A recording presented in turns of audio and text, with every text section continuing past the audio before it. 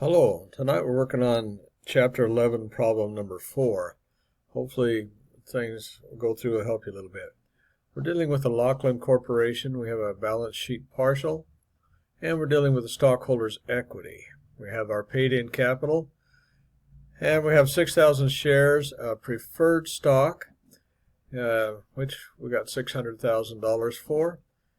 580,000 shares issued of common stock, for which we received $2,900,000, for total paid-in capital of $3,500,000. We have a retained earnings of $1,158,000, for a total paid-in capital and retained earnings of $4,658,000.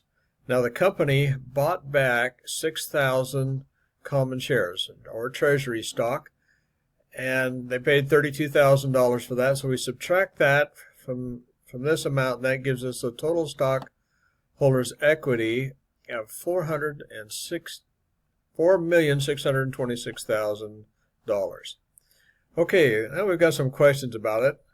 So let's go through these. First is, how many shares of common stock are outstanding?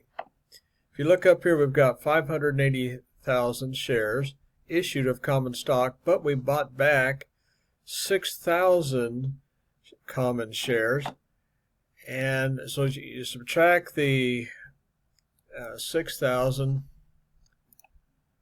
from the 580,000, and that gives you 574,000. Now next is, assuming there is a stated value, what is the stated value of the common stock? So we're going to take this amount here, $2,900,000, and we're going to divide it by 580,000 shares issued. And I've set that up, so I'm just going to put an equal here real quick. And that shows that the stated value of the stock is $5.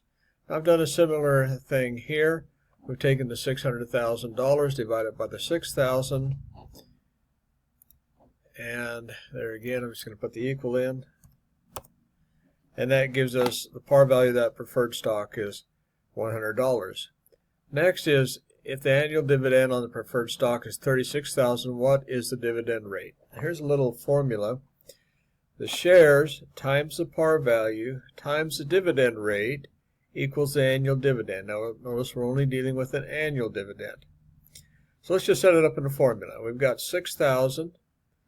That's the shares issued, times 100, there again, that's the par value, times X is the dividend rate, which we don't know yet, and $36,000 is our annual dividend. So we're just going to go ahead and run through the normal algebra that you know. 6,000 divided on each side equals 100 times X equals 6. And then we're going to get rid of the 100.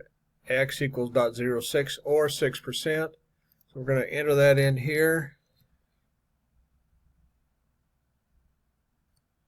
And we're done with that. Now this, put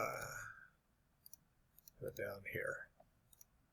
Okay, next is, if the dividends of $72,000 were in arrears on preferred stock, what would be the balance reported for retained earnings?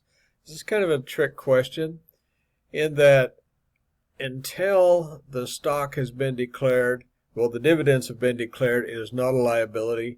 We don't worry about it. Well, I mean, we worry about it. It's not going to look good on the reports.